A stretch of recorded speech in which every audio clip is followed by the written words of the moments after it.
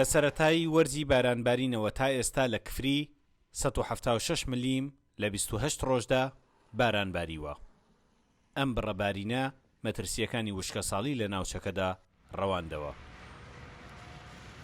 مەترسی وشک ساڵی نێشتۆ بە تایبەتی ئەم بارانبارینەی مانگی سێ تاوەکو ئێستا ئەم مانگی 347 ملم باران باریە و بەردەوامیشە تقریبا باردەوامیشە تاکو ماوەی ئەم یەک دو ساعتە دەستی پێکرێت تاکو بەیانی باران بەردەوامە ڕێژەکەی چاوەڕوان نەکرێت زیاتر بکات.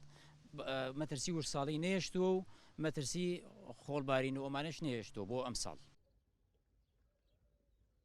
مام نەوزاد چاودێری گەشەی دەغڵودانەکەی دەکات. 2 ساڵی ڕابردوو بەهۆی وشکە ساڵیەوە لەو تۆی چاندبووی هیچی نەدووریەوە.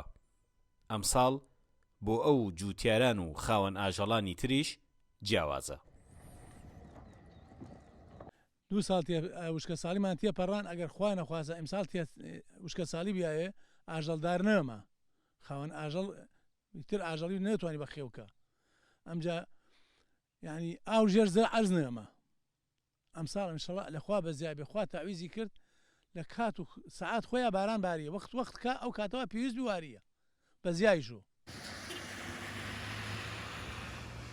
ئەم ساڵ نزیکەی 2 هێندەی ساڵی پار لە کفری باران باریوە. کاریگەریەکەی لەسەر کشت و کاڵ و ژینگە و سروشت دیارە و دەبینرێت. دەشت و دەر سەوزە دانەوێڵە گەشەی کردووە و ژینگەش هەناسەی داوە. ئەو ڕێژەیە کە لە تا ئێستا باریوە ڕێژەیەکی بەرچاو بووە و جووتیاران زۆر دڵیان خۆشە و پشت بەخوا ئەم ساڵێکی هاتە و نەکوە بەس بۆ دەغڵودان بەڵکو و دەشت و دەرەکانی گەرمیان و سەرچاوەکانی ئاو و بەنداوەکانمان و هەروەها بۆ وەکو باسمان کرد دەشت و دەرەکان بۆ ئاژەڵدار بەڕاستی زۆر دڵخۆش کرد بوو.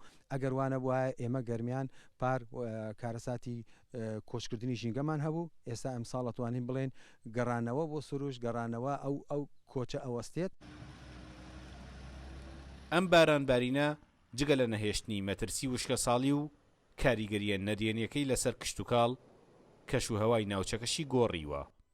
بەرزبوونەوەی پلەکانی گەرمایی دواخست و لە بری خۆڵبارینیش ناوچەکە ئاو هەوای فێنکە.